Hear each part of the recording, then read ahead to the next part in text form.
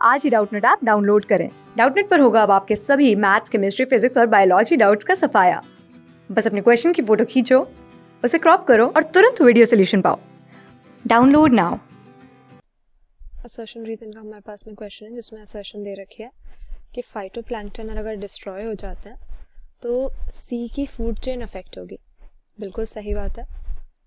हम जानते हैं कि इकोसिस्टम नेचर का एक ऐसा स्ट्रक्चरल और फंक्शनल यूनिट होता है जिसमें कई अलग अलग स्पीशीज के लिविंग ऑर्गेनिज्म साथ में रहकर एक बायोटिक कम्युनिटी की फॉर्मेशन करते हैं जिसके मेंबर्स आपस में अलग अलग तरह की इंटरैक्शंस शो करते हैं।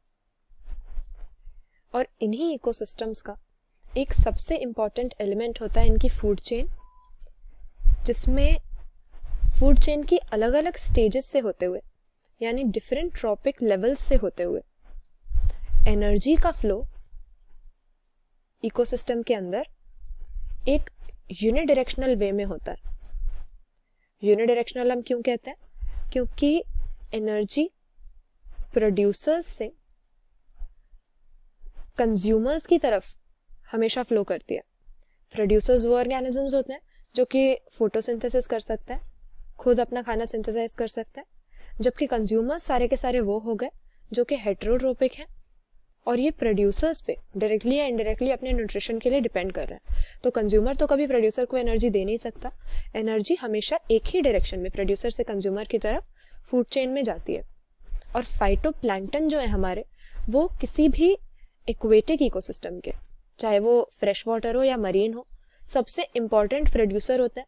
क्योंकि अगर हम टेरेस्ट्रियल इकोसिस्टम की बात करें तो ग्रीन प्लांट्स मेनली फोटोसिंथेसिस करते हैं, लेकिन मरीन इकोसिस्टम में सी के अंदर इतना डेंस फॉरेस्ट या इतनी सारी वेजिटेशन तो होती नहीं है, ग्रीन प्लांट्स तो इतने होते नहीं है।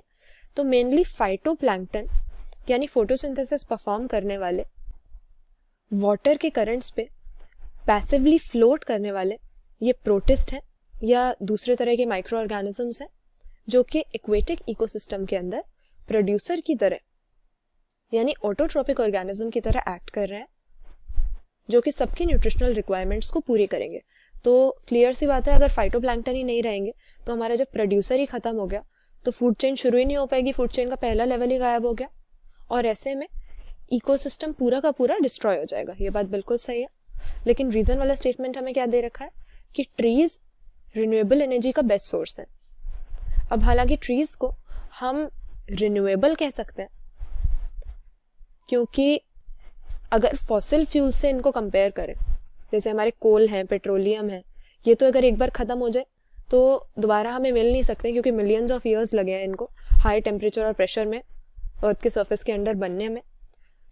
जबकि ट्रीज को दोबारा ग्रो किया जा सकता है। तो रिसोर्स तो ये एक रिन्यूएबल है, लेकिन बेस्ट सोर्स इनको नहीं कहा जा सकता क्योंकि जब हम फायरवुड यूज़ करते हैं यानी टिम्बर को जब बर्न कर रहे हैं एनर्जी की रिक्वायरमेंट पूरी करने के लिए, तो इस फायरवुड को जलाने से, इसके कंबस्शन से बहुत ज़्यादा स्मोक प्रोड्यूस होता है और कार्बन एमिशन भी बहुत ज़्यादा होती है।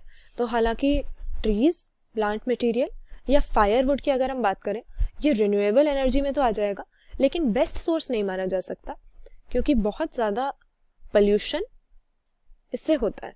तो दूसरे जो एनर्जी के अनकन्वेंशनल सोर्सेज हैं, जैसे सोलर एनर्जी हो गई, विंड एनर्जी हो गई, इन्हें इससे बेटर कहा जा सकता है। तो यहाँ पे ये हमारा स्टेटमेंट गलत हो जाएगा। सही आंसर ऑप्शन सी हम कर देते हैं। असर्शन सही है मगर रीजन स्टेटमेंट गलत दे रखी है। क्लास 6 से 12 से लेके नीट, IIT, JEE मेंस और एडवांस के लेवल तक 10 मिलियन से ज़्यादा स्टूडेंट्स का भरोसा। आज ही डाउनलोड करें डाउटनेट ऐप या व्हाट्सएप कीजिए अपने डाउट्स 8400 400 400 पर।